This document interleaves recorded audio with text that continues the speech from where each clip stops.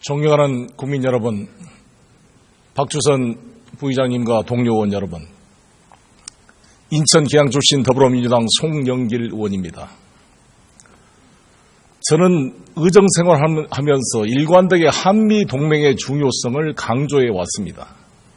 노무현 정부 시절에 많은 분들이, 진보적인 분들이 한미 FTA를 반대했지만 저는 한미 FTA는 불가피하다고 일관되게 찬성을 하고 그 미비점을 보완해 가야 된다고 주장해 왔습니다. 동시에 저는 남북관계의 중요성을 강조해 왔습니다. 남북관계와 한미동맹은 동시 병행해서 추진되어야 함을 강조해 왔습니다. 저는 동시에 미국의 이라크 전쟁을 반대했습니다.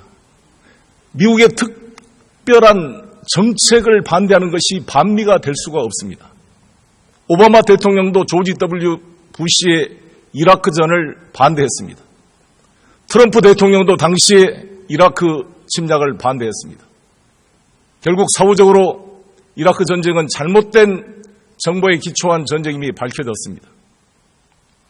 미국의 특정한 정책에 반대하는 것이 반미가 될 수가 없습니다. 미국과 대한민국의 이익은 많은 부분에 일치하지만 100% 일치하는 것은 아닙니다. 미국의 세계 전략적 이해와 우리 대한민국의 국익과는 불일치하는 것이 있을 수 있는 것입니다. 이게 대표적인 것이 전략적 유연성 문제 가지고 많은 갈등이 있었습니다.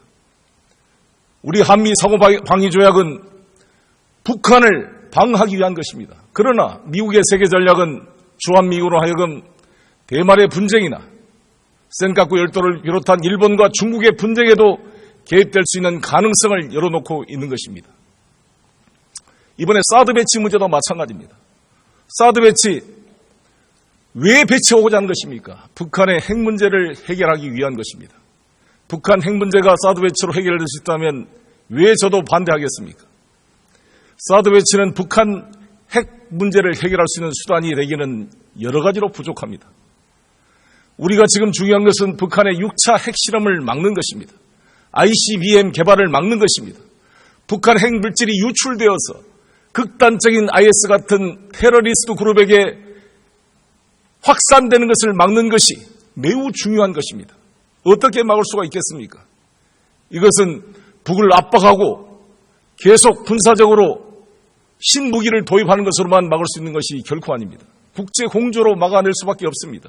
트럼프 대통령도 북핵 문제를 해결하기 위해서는 중국의 역할이 중요함을 다시 강조했습니다. 양세츠 국무위원이 이번에 미국을 방문해서 트럼프와 만나서도 같은 이야기가 오고 갔습니다. 우리 대한민국은 1992년 중국과 국교 수립 이래 25주년이 되는 오늘의 일까지 긴밀하게 공조를 해왔습니다. 시진핑 주석도 북한보다는 대한민국을 중시하고 우리를 먼저 방문했습니다. 북측과는 최악의 북중 간의 외교관계가 단절되다시피 어려워지고 있었던 상황입니다. 중국은 유엔 결의안 2321-2270을 나름대로 성실하게 준수해 왔습니다. 그런데 어떻게 된 것입니까? 사드 배치로 인해서 한중 관계가 최악의 상태로 빠져들고 있습니다. 오히려 이길성 북한 외교부장이 중국을 방문해서 왕이 부장과 만나 북중 우호 관계를 다지고 있습니다.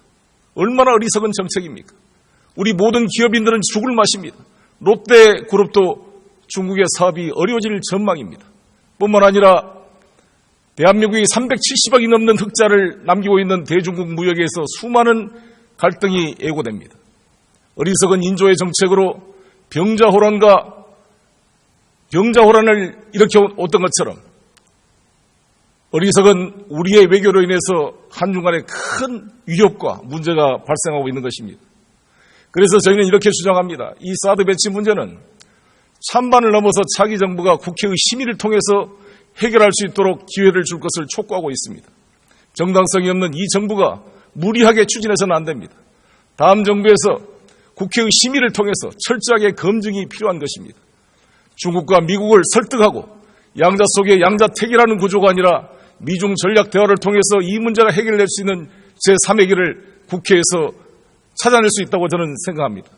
우리 국회의원이 국민의 대표로서 반드시 심의 동의가 필요하다는 점을 다시 한번 강조하는 바입니다.